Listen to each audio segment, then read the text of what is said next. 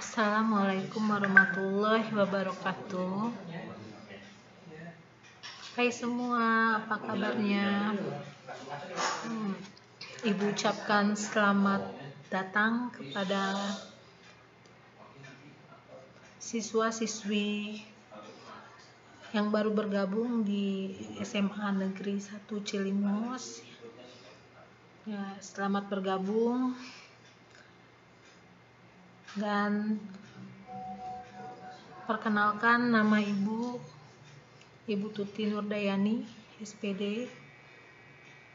Ibu lahir di Palembang tanggal 25 Desember tahun 1982. Tempat tinggal di Kaliaren. Lulusan dari Universitas Muhammadiyah Palembang.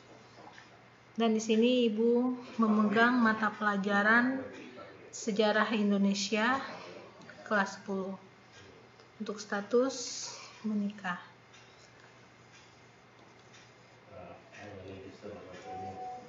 Nah, ini adalah daftar isi, ya, daftar isi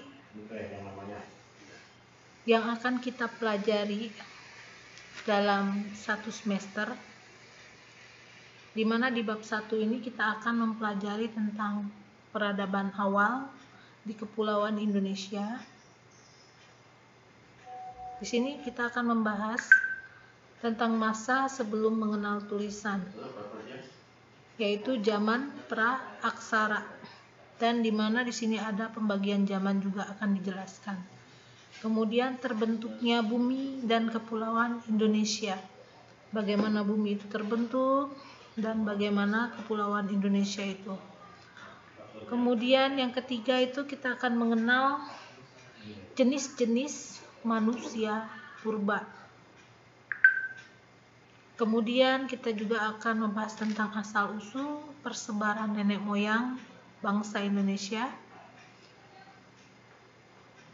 Kemudian corak kehidupan masyarakat praaksara dan perkembangan teknologi.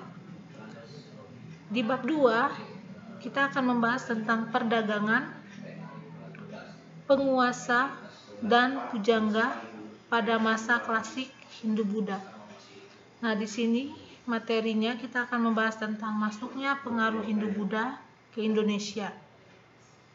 Kemudian munculnya negara tradisional, kerajaan-kerajaan yang bercorak Hindu-Buddha.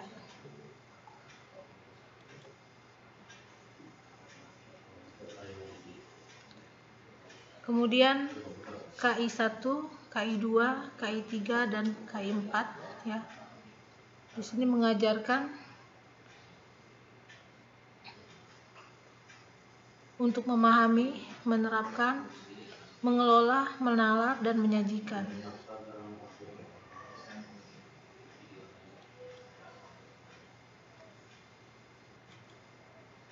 Kemudian ada KD.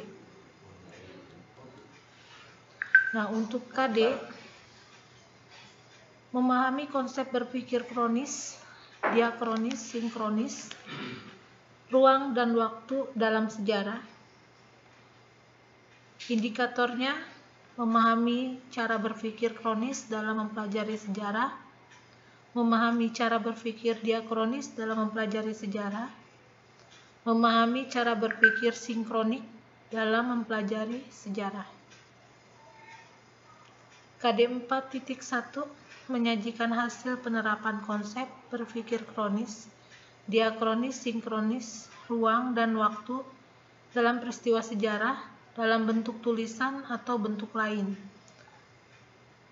Indikatornya menyajikan secara tertulis kesimpulan tentang konsep berpikir kronologi, diakronik, sinkronik, ruang dan waktu dalam sejarah.